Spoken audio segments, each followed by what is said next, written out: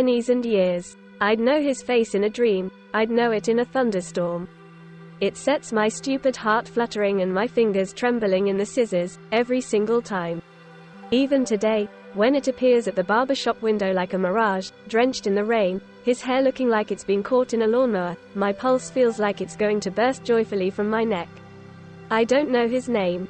The way I know him is a long story. It starts with the girl I was a decade ago, in messy pigtails and overalls, the girl who ran wild throughout the shop and through the legs of her father's customers. My father never sent me upstairs or told me to be quiet. The customers thought I was cute, and he needed any draw he could get in those days. The trickle in and out of our creaking doors was thin, and our scraped together earnings at the end of each day were thinner. I was aware of this only peripherally. I knew my father's face was lined and grey when he went to bed at night, and I knew he sometimes set dinner in front of me without setting anything for himself, but I was young enough to think that was normal. I was that girl when I saw him the first time. He passed our shop humming and tapping a pen on empty air, steps light like he might be about to start skipping. His hair was a mess of dark curls that had been swept into knots by the wind. I pressed my nose up against the glass to watch his bouncing walk. He looked up when he was directly in front of our store, and his eyes locked on me. For a moment I wanted to recoil, cover my suddenly pink face and pretend I hadn't been watching, but a moment after he saw me, his mouth stretched into a wide, double front teeth missing smile, and he waved with the hand gripping his pen. Tentatively I put up my hand, a shy half wave as he spun around and bounced away. Even then I could feel something warm flutter in my stomach at that smile. It wasn't handsome, but it was wide and bright, just like the barbershop's sunny windows. That was the first day I saw him. I discovered, in the following weeks, that he came by at the same time every day, humming, smiling, his eyes up at the sky or peeking into shop windows. He was coming home from school, I realized. In those days my father taught me himself in the evenings, but I knew most children in town went to the big brick and plaster schoolhouse several blocks away. Yet I didn't ever talk to him. I didn't open the window and call to him. We were a tiny barbershop, and the people I greeted week in and week out had known me all my life. I was too nervous to approach someone who walked on his own out in the wide world. The only time I ever heard his voice, other than his off-tune humming, was the day he came to the shop's door with a box of sticky fudge. It had been 2 weeks of hoarded nickels and weak soup. I'd hid in the opposite corner when I saw him coming to the door, too nervous to speak with him head-on, but I smelled the fudge even across the shop, dark rich chocolate and sugar, the kind that would melt over your tongue and leave its taste behind for hours. My mouth watered as I breathed it in. My father had come to the door and was listening as the boy explained he was selling them for a nickel apiece. I don't know what would have happened if I'd come up to my father and begged him for the fudge. If he'd have rearranged our finances, chosen another tiny luxury he could live without, to get one of them for me. I don't know whether I'd have used the opportunity to speak to the boy for the first time, or whether I'd have retreated, and perhaps never known anything of him but that he walked by our shop and had the world's most captivating smile. But I didn't move or make a sound. And my father, looking weary and sad, shook his head and said we didn't have the money. The boy only shrugged and left. That day, I went back to playing in the sunlight and ignoring my hunger. Beginning the next week, though, when the boy came by, he came to our door again. I hid in the back again, and when my father approached him, he presented him, proudly, with a penny. I gave my parents the money from the fudge, he said, but I kept a penny for you. 'Cause you don't have enough money. The penny looked brand new. It caught the light and sparkled like a tiny star when the boy handed it over. And when my father took it, I saw his lined face break out for the first time in weeks into a smile. "Thank you, son," he said. "That's very kind of you." Even then I knew a penny was too little to change anything for us. But as he walked away, his curls windswept and his hands still tapping the air like an instrument, as I saw the quiet warmth in my father's eyes as he stared down at the penny, I thought it was the best thing I'd ever seen anyone do. I never did talk to him. I never gained the courage to go up and introduce myself. But he began stopping by, 2 or 3 times a week, on his walk home from school, with new pennies. Pennies he'd found on the ground, pennies he'd won in bets with his schoolmates, pennies he'd kept back from his earnings when he sold more of his sticky fudge around the neighborhood. Sometimes the pennies were rusty, greenish like the photos I'd seen of the Statue of Liberty, and sometimes they were dark and faded, like they'd been soaking in a gloomy bath for 100 years. But once in a while they'd be fresh and new and sparkling, like the first time. One day maybe they'll all add up to something, the boy said to my father. I imagined him bringing us enough pennies to build a towering copper castle. Years passed like that. At some point he should have become one of the familiar faces, one I could greet casually and charge past and nearly knock over as I played, but it was always different for him, somehow. The last time he came in, he was 6 inches taller than he'd been the first time I saw him, and his teeth had grown in large and white. My pigtails had dropped down into braids, my overalls exchanged for jeans, but I still hid when he handed over his penny. I came to tell you my family's moving away, he told my father. To the next town over. I won't be coming to this shop anymore. My father put a hand on his shoulder. We'll miss you, son. He seemed to be hesitant to leave. He clasped his hands behind his back, shifting from foot to foot. And I wanted to. What is it? His eyes flickered around, and I thought for a moment they caught on me. Just as they had on the first day, when he'd only been walking past the window, unaware of who was inside, unaware of the entire world encompassed for me within this shop. But this time my pulse jumped too quickly, and I did what I'd considered doing then. I retreated, pulling myself out of sight behind the back curtain. And he left. And that was the last I ever saw of him. I began learning to cut hair from my father, getting the hang of scissors and razors and dyes and polite conversation. Business started to do a little better.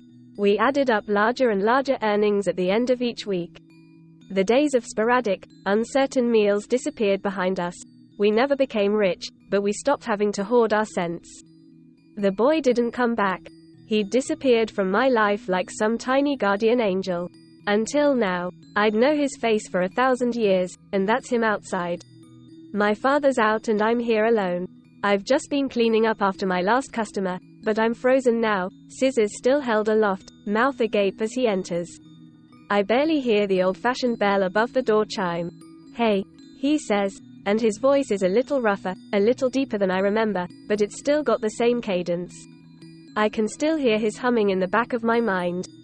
He rubs the back of his neck, not touching the dripping, slashed up mess that's his hair. Hey, I don't know if you remember me. My own voice is breathless. I do. He stares down at the floor. He looks as though he doesn't know what to say. What? I swallow. What happened to you? He touches his head ruefully. My little sisters decided it'd be funny to cut my hair up while I was taking a nap. His little sisters. A laugh rises into my throat despite myself at the image of 2 younger versions of him snipping his hair into its ridiculous current formation as he slept. When I giggle, his smile returns, and, yes, it's just as I remember it. Memory didn't do it justice. Under the ugly mess of his hair it's only more beautiful than before. I was supposed to ask this girl I like on a date today. He spreads his hands. But I can't ask her like this. You need a trim? His gaze drops. I don't have any money. Something tugs between my ribs. Oh, I know what those words mean now. I understand, as I didn't yet the last time I saw him, what it means to not have enough money. I know the shame of it locked around the discomfort. I see it in his posture, and I understand that our roles have been reversed. Sit down, I say. He steps back. I really can't. You brought us pennies for years. I'm already gesturing to the seat. I'm sure it added up to at least the price of a haircut. Even his briefest smile is radiant to me. He sits, and I take a towel and gently dry his head and shoulders, leaving his hair damp but not dripping. I pick up the scissors again and will my hands to quit their trembling. After all this time, I still feel exactly how I did. I settle into the job with a hand that's long practiced by now, cutting his hair close and neat. I want to keep as much of it on his head as possible. I run my fingers softly through it. The way it curls, I murmur. I clear my throat. The way it curls. Your hair, it hasn't changed either. His eyes meet mine in the mirror. They're gentle and fond, an expression that makes my lungs feel sucked empty. I don't know what I've done to make him look like that.